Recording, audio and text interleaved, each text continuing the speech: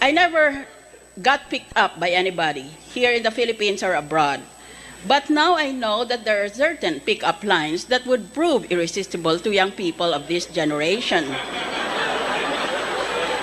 For example, why don't you try the following?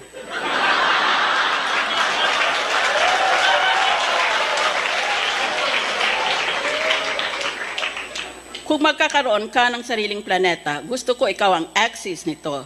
Para sa iyo lang iikot ang mundo ko.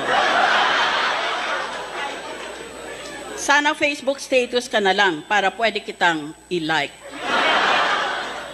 Ibenta mo na bahay mo. Tutal, nandito ka na, nakatira sa puso ko. Sana naka-off ang ilaw para tayo na lang mag-on.